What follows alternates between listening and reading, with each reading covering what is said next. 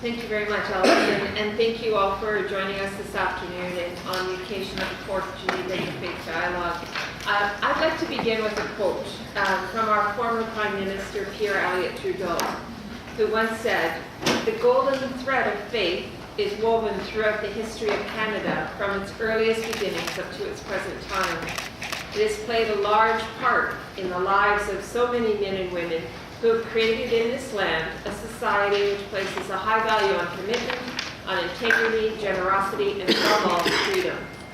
And to pass on that heritage, strong and intact, is a challenge worthy of all of us who are privileged to call ourselves Canadian." That was said a couple of decades ago, and I would say it's still very true to this day. It's something that we don't take for granted in our country, which I feel is a very privileged to represent. But you can't take it for granted, and you must always work on the principles and values that he articulated. Our commitment to freedom of religion or belief, in fact, traces back to 1774. Now, I know for many of you in this room, that doesn't seem like a very old time, but that was the beginning days of Canada, long before it was Canada. But it was the 1774, the Quebec Act, which afforded from the British Crown, who had occupied the lands at the time, to the colonies, the Crown's new French-Canadian subjects, the civil rights as Catholics. It was monumental because those same rights wouldn't be extended to their brothers and sisters in the United Kingdom until the Catholic Emancipation Act some 55 years later. So it was pivotal in the formation of Canadian values and principles today. And it set the stage in 1774 for the pluralistic Canada that would later emerge. And so today, as many of you know, we are a multicultural, multi-faith, multi-ethnic society with linguistic duality entrenched in our Constitution and a very long history of immigration and integration. And in fact, for most of us, except for the Indigenous people of Canada, we all came from somewhere else. Every single one of us. So there isn't a kitchen table in Canada that does not have a story of refugee or immigration. And we came for all kinds of reasons. My family came during the Irish famine and came on deadly ships and arrived in a very a land that we didn't know. But every Canadian has that story. And so by advancing inclusive environments and celebrating diversity, and by welcoming those of diverse background, we believe that we're fostering social unity and constructive intercommunal engagement. And what I love about the theme of this year's Interfaith Dialogue, Welcoming the Stranger, is because it's very timely and fitting.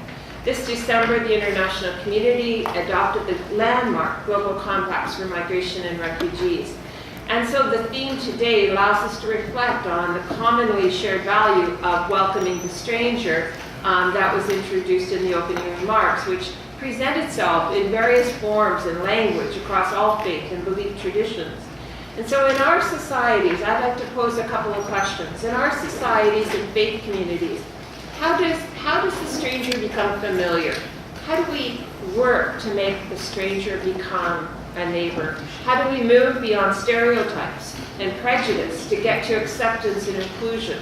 And how do we transform fear of the unknown, the stranger, into knowing and friendship, or even just simply trust at its foundation, the foundation of all communities? That takes work and it takes effort, and as I said, it's not something we can take for granted. So let me share a couple of things from the Canadian experience and how we work every day at breaking down barriers and fostering interfaith community. And someone said, words matter, but actions count for a whole lot more. And how common causes and common projects actually put this into action. The Syrian refugee crisis is still the worst refugee crisis since the Second World War. Many of you in this room have felt its impact in various ways. And so shocked by the images of Syrian refugees drowning as they attempted to reach Europe, many Canadians were galvanized to do something to assist. After all, we all knew that we came from somewhere else too, fleeing poverty, famine, conflict, seeking peace or justice.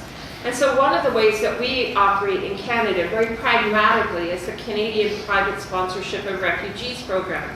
And it puts the opportunity, as well as the responsibility, for welcoming refugees onto the thresholds of individual Canadians and their homes. It's a flagship endeavor for us. It complements and builds on the government's own resettlement of refugee programs, but it allows private individuals, groups, neighbors, schools, churches, synagogues, etc., those identified as refugees by UNHCR, to bring those people to Canada and make a financial commitment to settling them and integrating them and welcoming them. And it's a major commitment. It's a major personal, financial, professional commitment. And so what we've watched is everyone step up to that with the Syrian refugee crisis. And it was a bellmark for us in the testing of this private sponsorship model, which there's no magic to it. It's certainly adaptable, replicable, and scalable as far as we're concerned. And so this response continues to this day. As you know, there's about 50,000 Syrians were welcomed as refugees, and they continue to be welcomed every week, every month. And individuals and groups of individuals continue to say and demand of the government, when is the refugee family that we're sponsoring arriving? You're moving too slowly, you're too bureaucratic, step it up. There's political pressure on governments. It's not just the current government. I think all political parties in Canada, frankly, would never see political office or election success if they challenged this principle.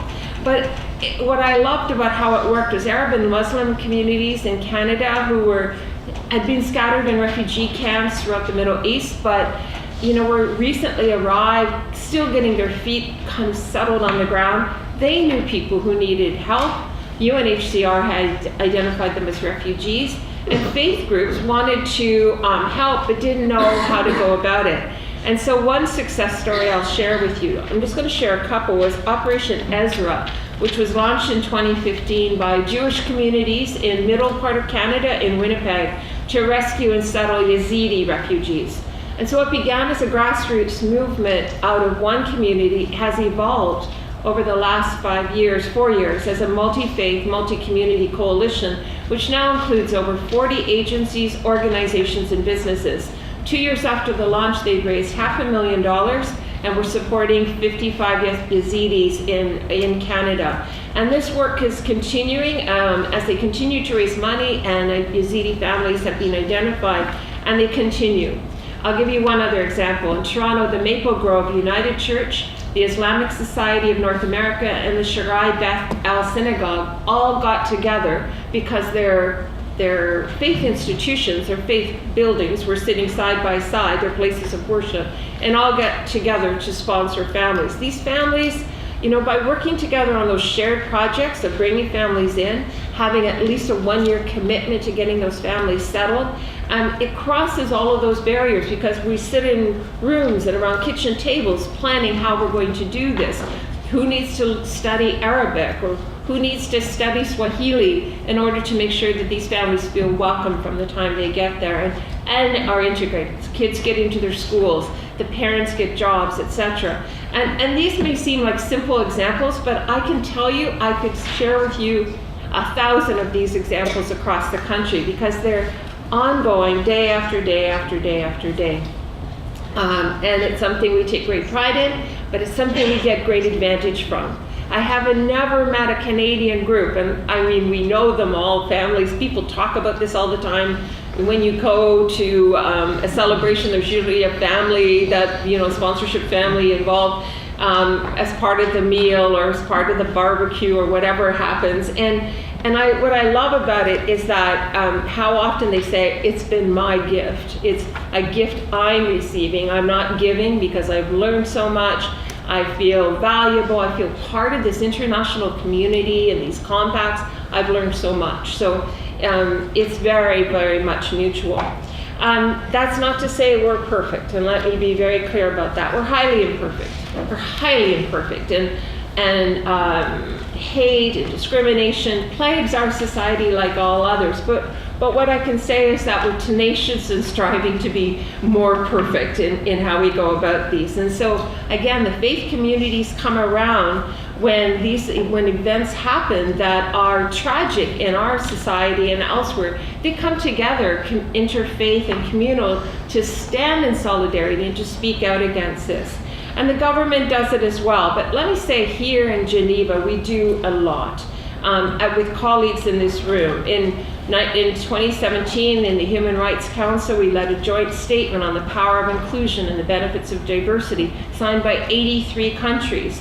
You know, we all organize here in town with the UN forums and discussions, and making people aware about anti-Semitism and countering anti-Muslim discrimination, to try and bring that discourse. Canada established the International Contact Group on Freedom of Religion to encourage more multilateral coordination on this critical issue and explore new areas of action. One of the things we talked about last night was the role of religious literacy.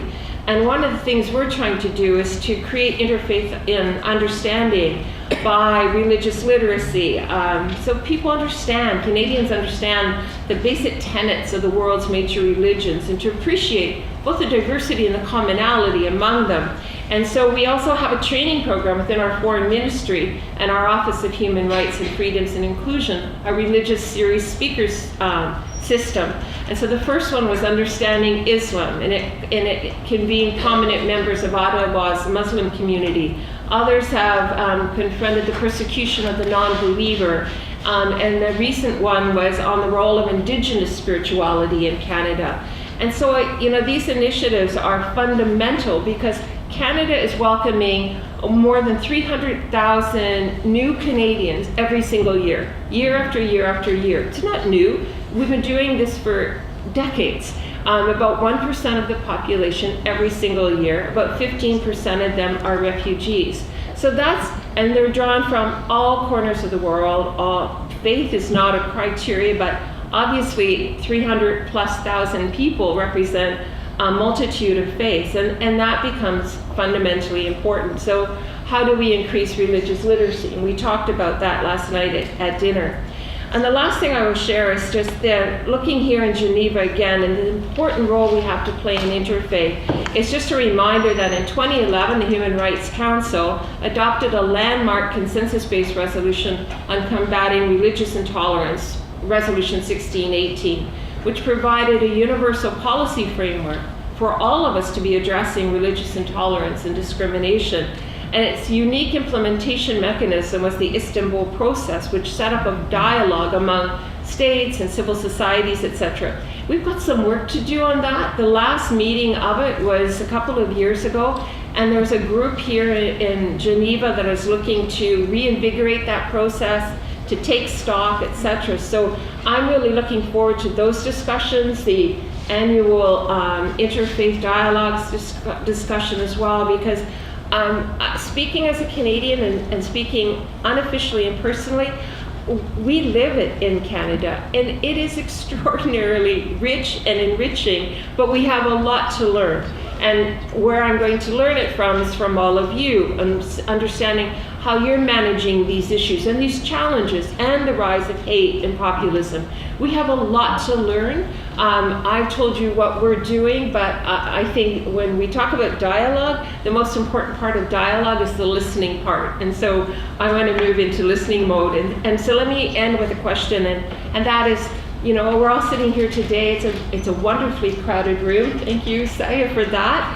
But who's the stranger among us here? And are we welcoming him into our community? Because actions are always going to speak louder than words. So, on a daily basis, we should be checking our actions and asking, who is the stranger among us who needs that hand of friendship or welcoming or knowledge or understanding? Thank you.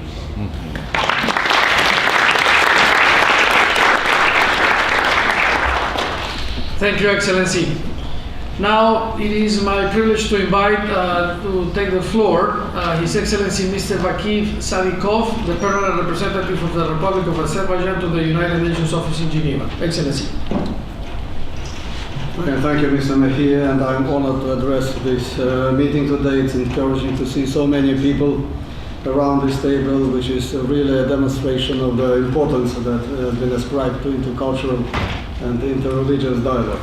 First of all, I would like to take this opportunity also to thank our distinguished colleague, Ambassador Jordan, and Mr. Seth, the Executive Director of UNITAR, and again to appreciate the initiative put forward by His Majesty King Abdullah II of Jordan at the UN General Assembly back in 2010, which led to the establishment of the World Interfaith Harmony Week. Many of us would think that the globalization has opened new opportunities in bridging gaps between the countries and bringing people together, and this is true. At the same time, paradoxically, the more the world is globalized, the more we witness the growing manifestations of intolerance.